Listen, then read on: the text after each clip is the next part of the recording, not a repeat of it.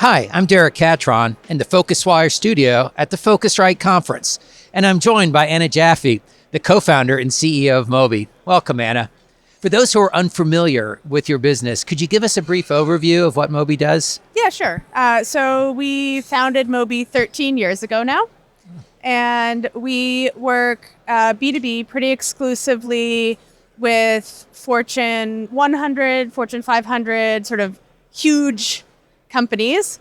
And we, in travel, we tend to work primarily with the suppliers. So airlines, hotels, cruise, casino, theme park, business travel. And in almost all cases, we're helping them take the digital experiences that they offer and make them as smooth and sophisticated as their planes or their ships, right? Like the physical assets that they've spent so long optimizing, spent so much money buying. We really want digital to reflect all of the work, effort, investment. And we do that in a way that's really bespoke and custom to each of them. So we have a platform, we call it a collaborative AI platform. At this point, because we've spent 13 years building it, it contains sort of a shocking quantity of content and technology. And as a result, we're really able to listen to the partner, understand the core problem that they want to solve. And as long as that lands sort of in a sweet spot that we work in, deliver a really unique and compelling solution for them. Yeah. You don't really like the blanket term artificial intelligence. I mean, you talked about collaborative AI. Yeah. Can you talk about the other types of AI that you incorporate?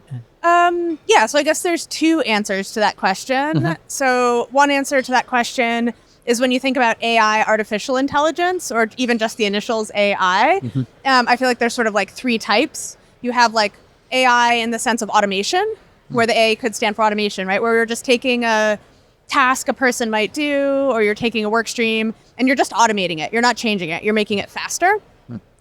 You have AI in the sense of like artificial intelligence, where you're taking a human capability, right? Like writing a book, right? That's what a lot of the language models are getting good at, or looking at something and identifying what it is, or even producing a piece of artwork, right? That's sort of like, I'd count that as like artificial intelligence, right? It's sort of mirroring or replicating human capability, but in kind of a straightforward way.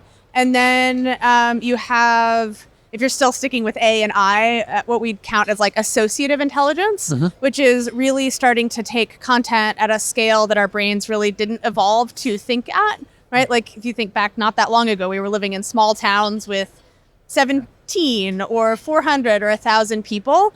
And now we have built a global society, right, that has 8+ billion people in it, and all of these incredibly complicated cities and political regimes, and the dynamics of those systems are so hard to understand. And so when we think about AI and technology specifically, not necessarily AI, we think about how can we build tools that help us as people effectively understand the things we've built and like live in, it's almost like our society is an organism, right? How do you live and understand this complicated dynamic world that we've built for ourselves, and how do you get the most out of it? Well, let's talk about some of those tools. Let's talk about Agent. Why did you build Agent, and what impacts have you seen from it? Yeah, so I guess so far we've talked at a very high level about technology and sort of like Mobi just as a B2B company. I'm trying to keep up. You're trying to land us squarely in travel. So when we're working with travel partners, we basically have three faces for the platform. One face is a consumer or a traveler, one face is a concierge, and one face is effectively a travel agent or a travel consultant or customer service rep. And the goal with our agent-facing platform is to take the workflow that any travel agent might go through, right, to build a trip. But instead of having them kind of take some preferences for a person, match it to a static tour template, right, and just kind of like ship that back, that basically anyone is able to listen to anyone, no matter who they are, no matter where they want to go, no matter where they're from, no matter what they're looking for, and build them a dynamic and responsive basically package of experiences or set of recommendations. We work with one luxury agency, a really, really special company called Authentico. And when we started working with them, they were spending about 120 hours crafting every every trip in a really beautiful way, but like very labor intensive way. And our goal was to kind of like automate some pieces of that process so that they could spend more time interacting with the customer, but also, right, like bring the total work time down to maybe 20 hours, 10 hours, 20 hours, but still get something that's really high quality. And then sort of the flip of that, we built Agent for some of the huge partners that we work with, where they have 2 or 20,000 agents still in some cases. And there, right, if you could take 5 or 6 minutes out of a workflow and improve the quality of the recommendations, basically let any agent work with any customer, know who that customer is, and send them to any part of the world, right? Not just the town that they happen to be an expert in. Then you can build a much more human connection with that customer, and also deliver a better product. So, okay. Well, if you had to choose, what would you say is the coolest content in your system? It's a really hard question because I think the answer to that is very specific to each traveler. But for me personally, we have sort of a running joke inside the company at this point. My 2 favorite content sources are animals.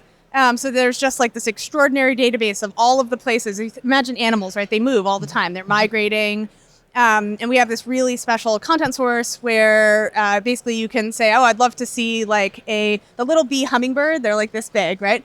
And we know where they are and we know when you're going to be able to see them. And so like if that's on your bucket list of birds and you want to go somewhere, right, we can find you a hotel where that little teeny tiny bee hummingbird might be outside.